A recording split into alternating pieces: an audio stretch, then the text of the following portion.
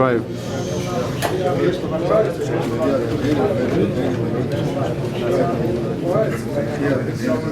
Okay, סיום מסכת תמורה. So the last mission of Tmura talks about what to do with different things, the karbonis or hektish. Certain things have to be buried, certain things have to be burned.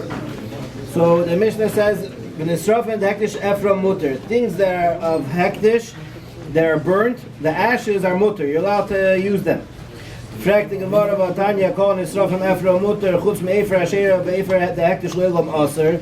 Isn't there a B'raisa that says that anything that's burnt, you're allowed to use the ashes, except for the ashes of a Asherah tree or the ashes of hektish, which are always aser?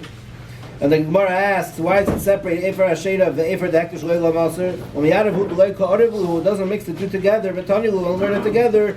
Mishum da Asherah yeshla betela bovid kachavim. Asherah is one type of thing that it could be nisbatel. A goy could take away its status of Asherah. But hektish but the hektish you can never be mavatel it stays holy. So the Gemara goes back to the question, Katani Mia Efer hektish le'elam aser, but still it says that the B'raisa says the Efer of hektish is always aser the ashes. How could the Mishnah say you're allowed to use it? So the Gemara gives a couple answers. Like a wood of hektish, the wood that's set aside for burning a carbon, let's say, so it got ignited on fire by itself. The person didn't do it. Since we don't know that a person did it, so when a person commits me'ilah, he takes, basically he made a shino in the thing, so now he's responsible for it, but the actual thing that he did me'ilah in, it becomes unholy. But since this happened by itself, it didn't have me'ilah, so it didn't lose its status of hektish. Rav Shmaya says, Kitanya Amasnita, when did it say that you're not allowed to use the ashes b'trumas hadeshen, Tanya. That's referring to the trumas hadeshen, what the kohen does every day. He takes the ashes off the mizbeach. Tanya, the lo'ilam also, that remains also forever. The Tanya says in B'raisa, v'somai, the pasuk says v'somai eitz al mizbeach, he has to put it next to the mizbeach. We learn from that v'somai benachas, he has to put it gently. V'somai kula, he has to put the whole shovelful there, and v'somai shlei faz, you shouldn't scatter it. So Rashi says v'kim the Torah gniza also bano, since it needs to be buried, so it's also bano. It shows us also bano. It's not like regular ashes. So the Rebbe made a סיום on Tmura and Tavshim Aleph. It's a bit hard for me to understand. Just saying a kuda. So when the Rambam brings this halacha that you're not allowed to have anah from ashes of hektish, he includes also the ashes of the mizbeach hazov, the inner mizbeach, and the menorah. So the question is, the Mefarshim of the Rambam ask, how could he mix it all together? So the Rebbe says in Yerushalmi there is also this question, and it learns Kal V'chomer. If the outer mizbeach you're not allowed to have anah, for sure the inner mizbeach you're not allowed to have anah.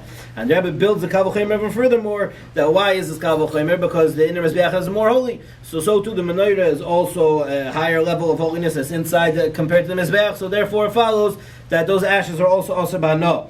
And the Rebbe brings out that the avoid of a person is that the avoid of a mizbeach is a person coming close to Hashem l'mata l'maylo, and the avoid of the menorah is mostly to shine outwards, which is l'maylo l'mata.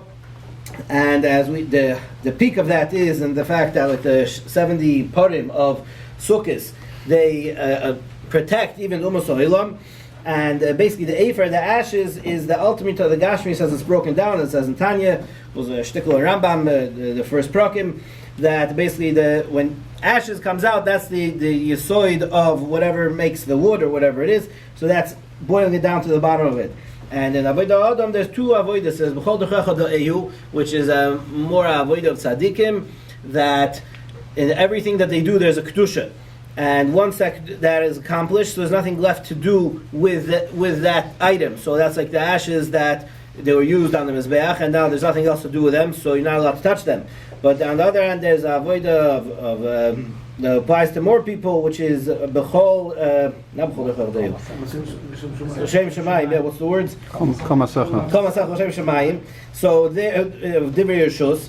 So those things, you take a gashmistic thing and it doesn't become a mitzvah. So that's where you take those ashes and it's mutar b'ano, you're allowed to continue with them.